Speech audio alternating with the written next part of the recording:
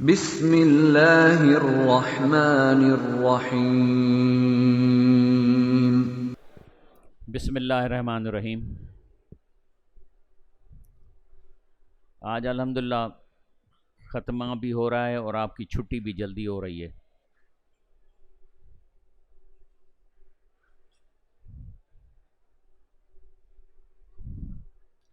आऊज़ु बिल्लाहि मिनश शैतानिर रजीम। बिस्मिल्लाहिर्रहमानिर्रहीम। असल में मैंने मां तव्हांखे ॿुधायो त सूरत अल असर खे हिकिड़ी स्पेशल पोज़ीशन आहे, उहा आहे त जे इमाम शाफ़ी तो फरमाए लो तदब्बुर नास हाज़ी सूरा लवस्यतुम, माना जेकॾहिं ही सॼो क़ुरान न लहे हां, सिर्फ़ु सूरत अल असर ई लहे हां, तॾहिं बि तव्हांजे मथां 100% हुज्जत क़ाइमु थी वञे हां जन्नत में वञण लाइ या जहन्नम खां बचण लाइ। ऐं ॿी तफ़सीर में चए थो लौ लम युनज़ल मिनल क़ुरान सिवाहा, जे क़ुरान न नाज़ुल थिया सवाइ सूरत अल असर जे लकफ़त नास, तॾहिं बि इंसाननि खे पूरी इंफॉर्मेशन मिली वञे। माना वॾो दावा आहे न, तंहिंजे करे हिन खे थोरो 15-20 मिंटनि में हिन खे थोरो डीप वञी ॾिसूं त जीअं तव्हां इन मां फ़ाइदो हासिलु करे सघो। असल हिन खे थोरो यानी जीअं मैथमेटिक्स खे ॾिसबो आहे न, मैथमेटिकली हिन खे ॾिसी ॾिए थी कहिड़ो राज़ आहे हिन जो। अदरवाइज़ त हींअर साईं तर्जुमो बि करे वियो न तव्हां वटि। हिन में जेका गौर तलब आहे उहो आहे जेका हिनजी लिंकिंग थी आहे लफ़्ज़ वाह सां, लिंकिंग थी आहे लफ़्ज़ वाह सां। बिस्मिल्लाहिर्रहमानिर्रहीम। वल असर इन्नल इंसान लफ़ी खुसर इल्लल्लज़ीन आमनू आमिलुस्सालिहात वतवासौ बिल हक़ वतवासौ बिस्सब्र। 4 ॻाल्हियूं ज़िक्र थियनि थियूं: ईमान, अमल सालिह ऐं हक़ जी नसीहत करणु ऐं हिमत पकड़णु ऐं सब्रु करणु इन कम जे लाइ। इन्हनि जी जेकी वाव आहे इन्हीअ जो हिकिड़ो मैथमेटिकल आहे। हिकिड़ो त हूंदो आहे व, ॿियो हूंदो आहे ओ। व हिन में आयल आहे माना एंड, ऐं ॿियो कॾहिं कॾहिं आर बि ईंदो आहे। मिसलन मां हे मिसाल त हिकिड़ी हुकूमत कंहिं औरत खे प्लाट थी ॾिए, पोइ हुन 3 शर्त लॻाइनि, ग़रीब बेवा हुजे या ग़रीब माज़ूर औरत हुजे या ग़रीब नाबीना औरत हुजे, त तव्हां ॿुधायो त टिन्ही मां जेकॾहिं को बि हिकिड़ो बि शर्त पूरो कंदी त मिली वेंदो, ठीकु आहे न।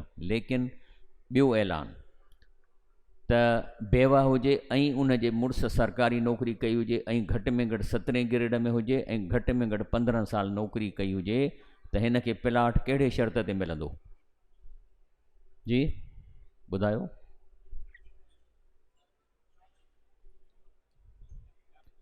चारई शर्त पूरी कंदो, छाकाणि त हिन में लफ़्ज़ और याने व आयो आहे।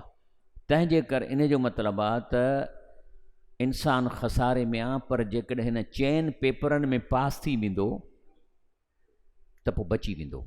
याने ख़बर पई त खसारे मां निकिरण जे लाइ ज़िंदगी में 4 पेपर तव्हांखे थींदा ऐं उन्हनि में अलहदा पास थियणो आहे। पहिरियों ईमान जे पर्चे में पास थियणो आहे, पोइ अमल सालिह में, पोइ अल हक़ यानी दीन हक़ खे क़ाइमु करण लाइ मोमिननि खे तयारु करणु, वतवासो माना नसीहत करणु बिल हक़, ऐं चोथों पेपर आहे मुश्किल हालात में मुड़ुस माण्हू थी मुक़ाबिलो करणु, वतवासो बि सब्र।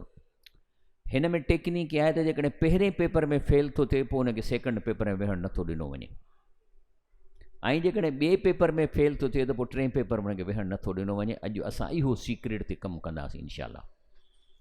पहिरीं ॻाल्हि त ही 4 पेपर आहिनि, छा वेहणु लाज़िम आहे या का छूट बूट बि हूंदी? चवंदा अलाह साईं चलो का ॻाल्हि न आहे, तूं पेपरनि में न वेह, तोखे ईअं था वठी हलूं। या को वरी आधा देग आधा जेब चए त बसि तूं असांजे पोयां लॻो, मां तोखे भित टिपाईंदुसि। बाबा तूं भित टिपाईंदे त पराए प्लाट में वेंदे उहो छॾींदो तोखे। इम्तिहान में छूट कान्हे का। अल्लाह फरमाए थो अफ हसिबतुम अन्नमा ख़लक़नाकुम अबसऊं, छा तव्हां सम्झो था त असां तव्हांखे ईअं बेकार ठाहे छॾियो आहे? व अन्नकुम इलैना ला तुरजऊन, तव्हां वटि मोटी अची हिसाब न ॾींदव। माना पेपर में छूट कान्हे का। भला जेकॾहिं पहिरें पेपर में पास थी थो वञे, ॿियो पेपर अमल सालिह जो, मिसाल तौरु पोइ छा थींदो? मां चयो त ॿिए पेपर में कोन वेहणु ॾींदा। चए थो हसिबन्नास ऐं युतरकू, छा इंसान सम्झनि था त हिननि खे असां छॾे ॾींदासीं? ऐं यकूलू आमना, रुगो पहिरें पेपर में पास था थियनि, चवनि था असां ईमान आंदो आहे। उहा हुम ला यफ़्तनून, ॿियो हुनजो अॻिते इम्तिहान कोन थो थिए, इन कोन थींदो। जेकॾहिं पहिरें ऐं ॿिए पेपर में पास बि थी वञे त what about third and fourth paper? त अल्लाह चए थो अम हसिबतुम अन तदखुलुल जन्नत, तव्हां सम्झो था त जन्नत में घिड़ी पवंदो। वलमा यालमिल्लाहु लज़ीन जाहदू मिनकुम वयालम साबरीन, टियों ऐं चोथों पेपर। चलो तव्हां इन घिड़ी वेंदो, पहिरें ॿिए पेपर में पास थींदो त घिड़ी वेंदो, जेसिताईं हीअ न ख़बर पए। डॉक्टर इसरार अहमद छा थो चवे? ईमान, अमल सालिह, तवासी बिल हक़, तवासी भी सब्र, चारों लाज़िम है, इनमें से किसी एक को भी साक़ित नहीं किया जा सकता। हाणे अल्लाह ताला फरमाए थो त इन्नल इंसान लफ़ी ख़ुस्र, इंसान खसारे में आहे जेकॾहिं पास न थींदो त। ऐं अल्लाह फरमाए थो यतम कुल इमरी मिनहुम ऐं युदखिल जन्नत, नहीं छा इंसान इहो सम्झे थो त मां जन्नत में घिड़ी पवंदुसि? कल्ला, कोन घिड़ी सघंदे। रीज़न छा आहे? इन्ना ख़लक़नाहुम मिम्मा यालमून, जंहिंमां तव्हांखे मां गंदे पाणीअ मां पैदा कयो आहे, तव्हांखे ख़बर आहे। माना तव्हांखे स्टेटस पंहिंजो मथे करिणो पवंदो, जन्नत में ईअं कोन वेंदो इहो इंसानु, इन पाणीअ मां ठहियलु। माना तव्हांखे पंहिंजो इन चइनी पेपरनि में बहादुरी ॾेखारे पास थी, ऐं तव्हांखे स्टेटस मथे करिणो पवंदो। जे नथा कयो त तव्हां गंदे पाणी मां पैदा थियो, जन्नत में कीअं ॻणंदव? पहिरियों पेपर इल्ला लज़ीन आमनू। हाणे जेको ईमान आहे, इन जा ॿ हिसा आहिनि। इमाम अबू हनीफ़ा रहमतुल्लाह फरमाए थो त कानूनी ईमान, अल ईमान कौलू, ईमान माना स्टेटमेंट आहे, जंहिं चयो ला इलाहा इल्लल्लाह मुहम्मद रसूलुल्लाह, तो कोल पूरो थियो। वला यज़ीद वला यनकुस, न घटंदो या वधंदो। मिसाल तौरु फासिक ऐं फाजिर शख़्स मुस्लमान आहे जेसिताईं कोई बुनियादी अक़ीदनि जो मुनकर न थिए। हे हिकु बेअमल मुस्लमान खे बि हिन दुनिया में उहो ई दर्जो मिलंदो जो कि नेक मुस्लमान खे मिले थो। कानूनी तौरु ॿई भर इहा ॻाल्हि सही आहे, लेकिन ईमान जो ताल्लुक़ वरी अमल सां। हक़ीक़ी ईमान ऐं अमल लाज़िम मज़ो। इमाम बुख़ारी रहमतुल्लाह कोला अल ईमान कौल, ईमान त हिकिड़ी स्टेटमेंट आहे, ला इलाहा मुहम्मद रसूलुल्लाह, लेकिन व कौलुन व अमलुन, इन सां गॾु अमल ज़रूरी आहे। यज़ीद व यनकुस, इहो ईमान वधे बि थो, घटिजे बि थो। छाकाणि त नेक क़ुरान ॿुधण सां ईमान वधे थो, इहो अॻिते मां आयत ईंदी इंशा अल्लाह ताला। त माना असल ईमान जो लिंक आहे अमल सां, ऐं तंहिंजे करे ईमान वधे बि थो, घटिजे थो। ईमान छा आहे? या अय्युहर रसूल, अल्लाह ताला नबी करीम ख़िताब थो करे, ला यहज़ुनकल लज़ीन युसारून फिल कुफ़्र, तव्हां गमगीन न थियो जेके कुफ़र में ड्रोड़नि था। मिनल लज़ीन, जिन कालू आमन्ना, वात सां त ईमान आंदो अथनि, ला इलाहा इल्लल्लाह वलम तो मिन कुलूब में, अञा जो ईमान दिलि में कोन वियो। माना ईमान इनफैक्ट पावर आहे, सेल आहिनि इंसान में। जेकॾहिं हुनजो ईमान पावर कमज़ोर आहे त अमल करे ई कोन सघंदो। माना एतिरो ईमान हुजे जो कोई 5 फुट जे बुत खे हलाए, नेकीअ में, निमाज़ में, हिननि में इहो पावर आहे इनसाइड। ऐं इहो पावर क़ुरान पढ़ण सां अचे थो। क़ुरान छॾ, क़ुरान में अचे थो न, इज़ा तुलियत अलैहिम आयातु ज़ादतुम ईमाना, जीअं जीअं हिननि खे क़ुरान पढ़ी ॿुधाइजे थो, ईमान वधी थो वञे। ईमान वधे थो माना हुन जे जिस्म में एतिरो पावर अचे थो जो हिन खे निंड मां बि उथारे थो, फजर में बि उथारे थो, तहजद में बि उथारे थो, नेक कमु कराए थो। पर जेकॾहिं ईमान सफ़ा कंदो लूज़ सेलनि वांगुरु थी थो पए त चुरी पुरी बि कोन सघंदो। इहो आहे पहिरियों पेपर, ऐं इहो वधंदो घटिबो। ॿियों पेपर आहे अमल सालिह। क़ुरान शरीफ़ में अल्लाह छा थो चवे? या अय्युहल लज़ीन आमनू आमिनू, ए ईमान वारा सही ईमान आणियो। मिसाल तौरु ईमान ऐं अमल सालिह जो पाण में लिंक आहे। अल्लाह ताला फरमाए थो, मन कान युरीदुल इज़्ज़त, जेकॾहिं तव्हां चाहियो था त तव्हांखे इज़त मिले, फलिल्लाहिल इज़्ज़त जमिया, इज़तूं सभु अल्लाह पंहिंजे हथ में रखियूं। तव्हांजो मुआशिरे में रब इज़त कराईंदो, कंहिं मिनिस्टर जे चमचे थियण सां या कंहिंजे ॻिचीअ में पवण सां कोन थींदी। पर इलैहि यसदुल कलिमु तय्यब, जेको तव्हां स्टेटमेंट ॾियो था, ज़िक्र कयो था, उनखे वञिणो मथे आहे, पर वल अमल सालिह यरफ़उ, उनखे खणी मथे अमल सालिह थो वञे। माना जे अमल सालिह नाहे त इहो तव्हांजो ज़िक्र ऐं स्टेटमेंट मथे चढ़ंदी कान। मिसाल तौर फ़तह क़दीर में अचे थो, अल्लाह ताला अमल सालिह को कलमात तैयद पर बुलंद फरमाता है, इसलिए कि अमल सालिह से ही इस बात का तहक़्क़ुक़ होता है कि इसका मुर्तकब फिल वाक़या अल्लाह की तस्बीह तमहीन में मुखलिस है। गोया कोल अमल के बग़ैर अल्लाह के यहाँ बेहैसियत है। फ़तह क़दीर आई ॻाल्हि सम्झ में? तंहिंजे कर तफ़सीर तिबरी में अचे थो त ला यक़बुल्लाह कौलन, अल्लाह ताला को ज़िक्र या कोल क़बूल न कंदो इल्ला बि अमल, अमल खां सवाइ। मन काल व अहसनल अमल क़बला मिन, जेको चवे बि थो, ज़िक्र बि करे थो, नेक अमल करे थो, अल्लाह क़बूल करे थो। हाणे इहो अमल सालिह में बि माण्हू फेल था थियनि, सेकंड पेपर में विया जहन्नम में। हाणे उन्हनि जी स्टेटमेंट था ॿुधूं। अल्लाह फरमाए थो, जहन्नम में जॾहिं विया तब हुम यस्तरख़ून फ़ीहा, उते रड़ियूं पे कयनि, रब्बना अख़रिजना, अल्लाह असीं सेकंड चांस ॾे, छा कंदव? नमल सालिहन ग़ैर लज़ी कुन्ना नमल, असां ॿिए पेपर में फेल थियाऊं, सो वापसि वञी असां नेक सालिह अमल कंदासीं जेके पहिरीं असां न कया। मिसाल तौर ॿियो, नूह अलैहिस्सलाम जो पुटु किथे बि कोन थो अचे त को ईमान वारो कोन हो, लेकिन पीउ चयसि त अचु ॿेड़ीअ में वेह, त चई त मां पहाड़ ते चढ़ी वेंदुसि। पोइ जॾहिं ॿुॾी वियो त पोइ जॾहिं ॿेड़ी लथी त नूह अलैहिस्सलाम दुआ थो घुरे त इन निबनी मिन अहली, अल्लाह साईं मुंहिंजो पुटु अहल बेत मां। हाणे जवाबु ॿुधो अल्लाह जो, काल या नूह, ए नूह, इन्नहू लईस मिन अहलिक, इहो तुंहिंजो अहल बेत में नाहे, इन्नहू अमलुन ग़ैर सालिह, हे ॿिए पेपर में फेल थियो, अञा अमल सालिह न आहे। आई ॻाल्हि सम्झ में?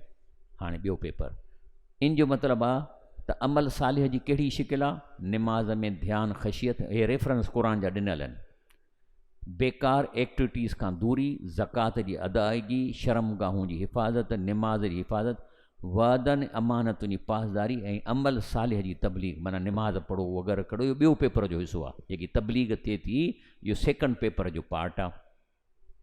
हाणे अचो टियों पेपर, वतवासो बिल हक़, छो त मूं तव्हांखे वाह सां ॾसियो त चारई कंपलसरी आहिनि, कंहिं हिकिड़े में बि फेल थींदो त छुटो। वतवासो बिल हक़ छा आहे? हे जेको आहे सो फी ज़िलाल क़ुरान जी हिकिड़ी महरकाल तफ़सीर उन मां कढियो अथमि।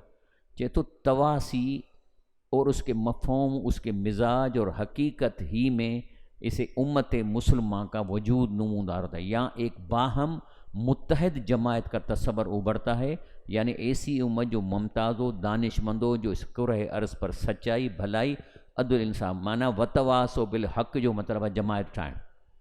कहिड़े लाइ? चौथे पेपर जे लाइ। छो त चौथों पेपर आहे जिहाद, ज़ुल्म खे ख़तमु करिणो, लेकिन पहिरीं त जमायत ठाहींदो, त वतवासी माना नसीहत करणु बिल हक़, हक़ जी नसीहत बबखे ई असांखे कमु करिणो आहे। माना इहो जेको थर्ड पेपर आहे इहो आहे जमा। हाणे मिसाल तौरु असीं तंज़ीम इस्लामी आहियूं, असां जमायत साज़ी कयूं था चौथे पेपर जे लाइ, ठीकु आहे? त इन लाइ हाणे इहा जेको टियों पेपर आहे, इन में माना असां मिशन ॾसींदासीं त असां छो आया आहियूं दुनिया में, ऐं उहा मिशन उहा जेका अलाह जे रसूल जा, मिसाल तौरु क़ुरान ॿुधो, हुवल्लज़ी अरसल रसूलहू, अल्लाह जी ज़ात मोकिलियो पंहिंजे रसूल खे, बिल हुदा, क़ुरान ॾेई, व दीन हक़, दीन चइबो आहे कॉन्स्टिट्यूशन खे, दीन हक़ माना हक़ जो कानून ॾेई, ले युज़हिरहू अल दीन कुलही, त इन क़ुरान जे दीन खे ग़ालिब करे ॿियनि सभिनी दीननि ते।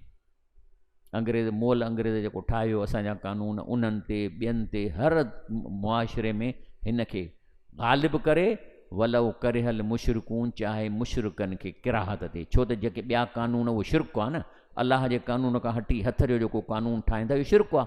त चए थो अलाह जे रसूल जी मिशन इहा आहे त हिन कानून खे उन्हनि ते नाफ़िज़ करे भली चिड़कनि, माना उहा जेका जमायत ठहंदी उहा इहा ई मिशन खणी हलंदी त मूंखे, असांखे हिन क़ुरान जो अदल इंसाफ़ जो कानून मुआशिरे में क़ाइमु करिणो। लेकिन मसइलो इहो आहे त असां चऊं था त असां में 95% मुस्लमान आहिनि, ईअं न आहे। अगर किसी मुल्क में अक्सरियत बल्कि गालिब अक्सरियत मुसलमानों की हो, निज़ाम कानून हुकूमत और इक़्तिदार कुफ्र का हो, तो अशात इस्लाम ग़लब दीन आहे ई कान। ऐं ग़लब दीन जो छा मतिलबु आहे? अगर निज़ाम कानून हुकूमत इक़्तिदार इस्लामी हूंदो, पोइ भली अक्सरियत ग़ैर मुस्लिम हुजे, इनखे ग़लब दीन चइबो। मिसाल तौरु 1000 साल मुसलमाननि हुकूमत कई इंडिया में, माइनॉरिटीअ में हा। उन खां पोइ जेके हे इन में ॿियनि यूरोपियन कंट्रीज़ में माइनॉरिटी में आहे, लेकिन इस्लामी हुकूमत आई।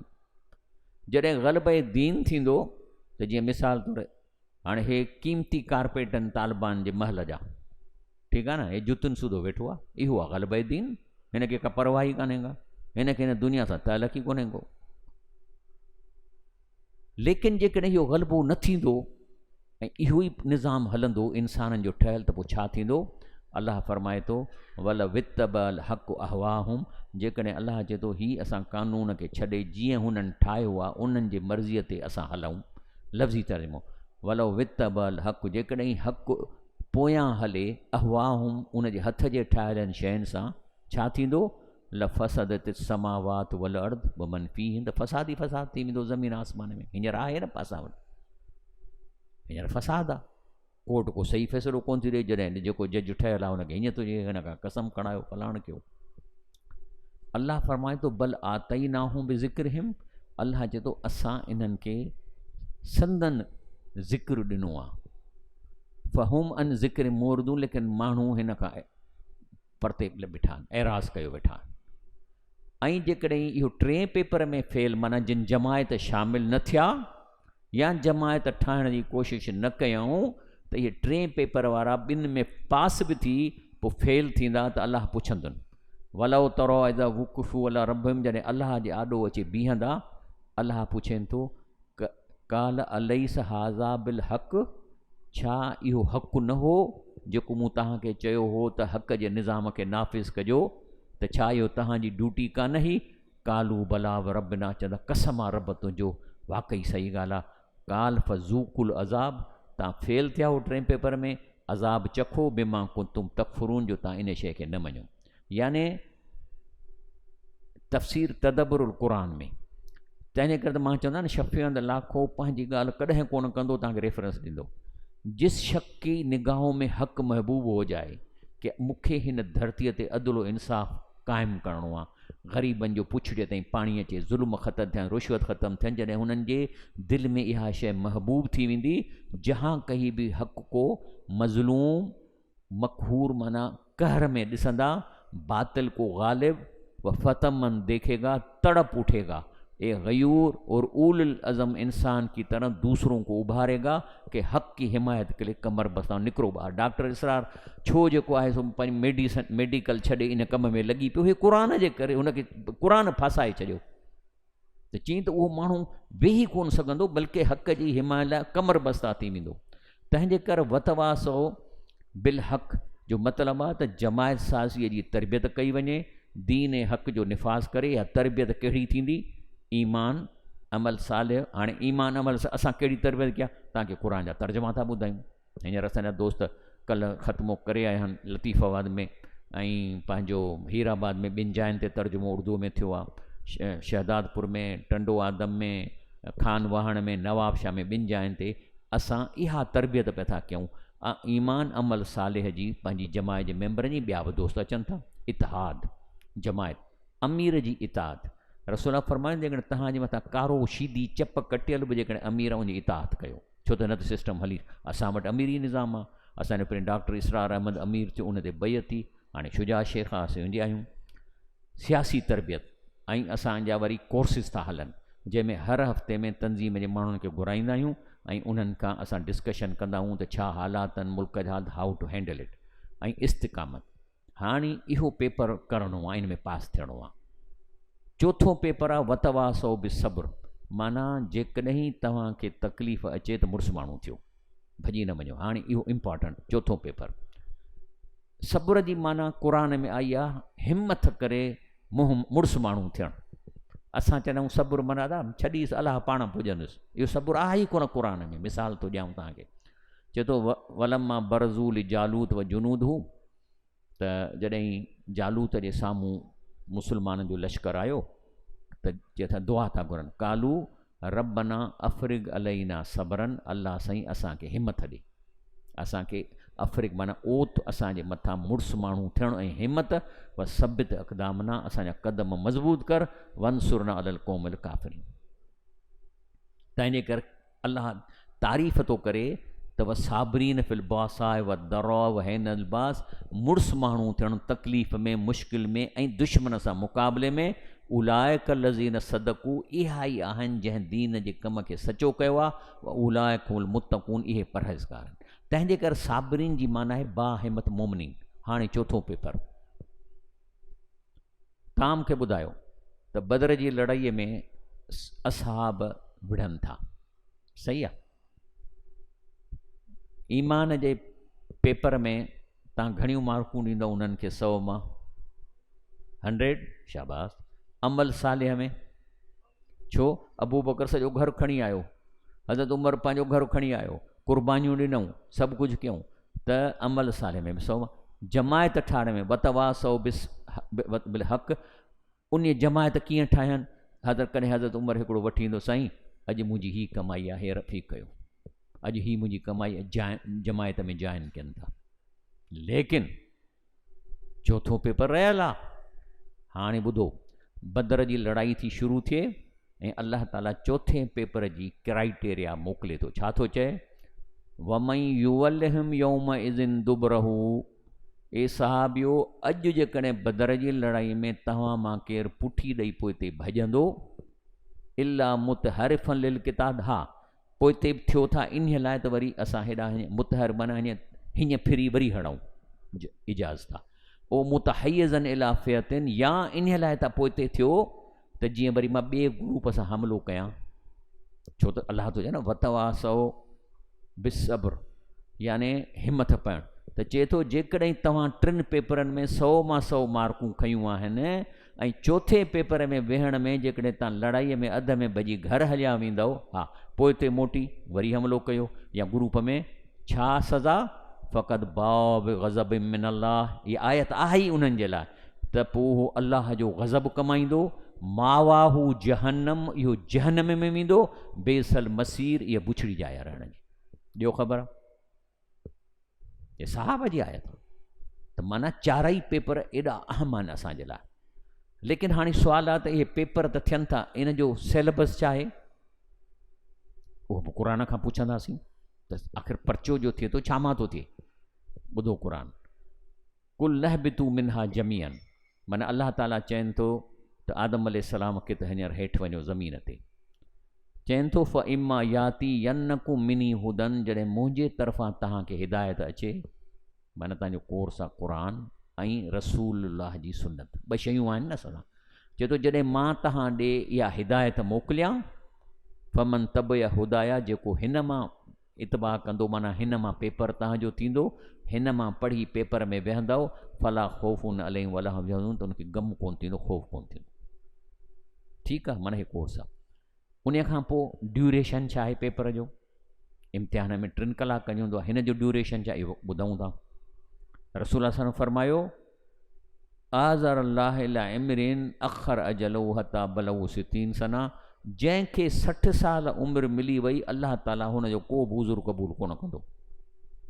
त साईं मूंखे ग़लती थी वई, देरि थी वई, टाइम थोरो मिलियो, मूंखां पेपर न थी सघियो, जंहिंखे 60 साल मिलिया उन जो को, माना असांजे हिन पेपर जो मिनिमम ड्यूरेशन 60 साल आहे। पोइ कंहिंखे अलाह साईं अॻिते बि ॾिए थो, 70 बि ॾिए थो, पर मिनिमम ड्यूरेशन 60 साल आहे। पोइ इहे माण्हू इन पेपर जे बारे में फेल थियण जो ॾोह ॾींदा टाइम ते। छा चवंदा?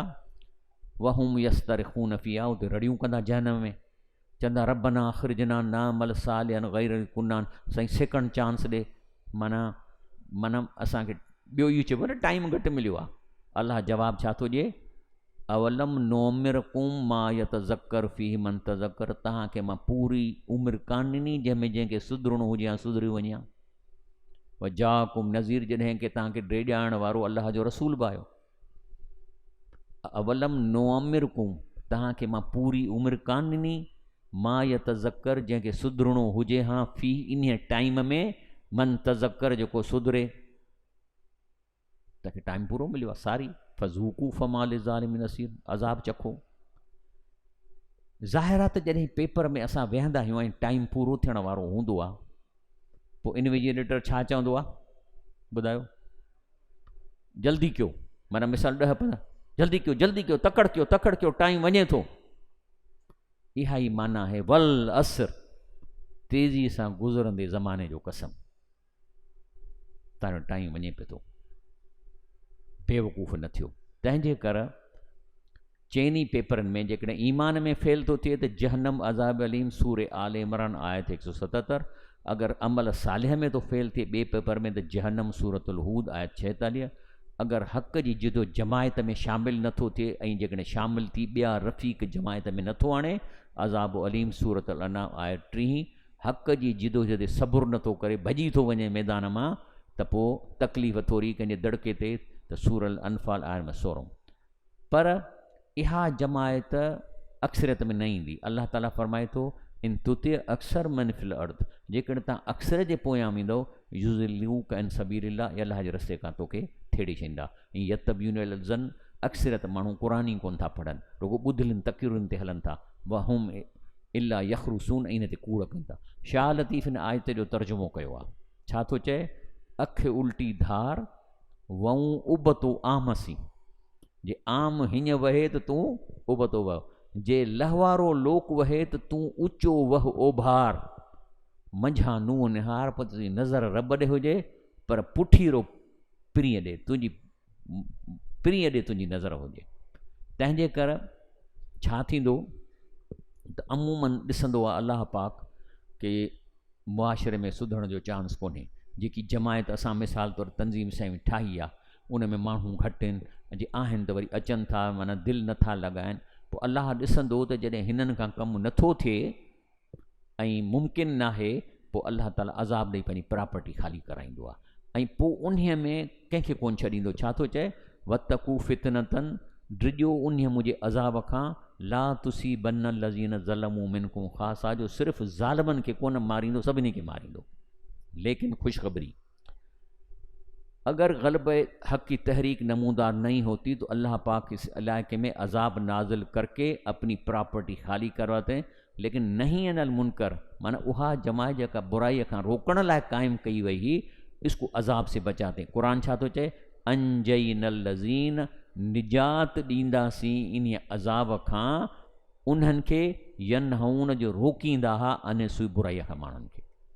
असांजी बेसिकली तंज़ीमस्तान में आहे ई नहीं हुकूमत जी जमायत, निमाज़ वारा त खोड़ आहिनि।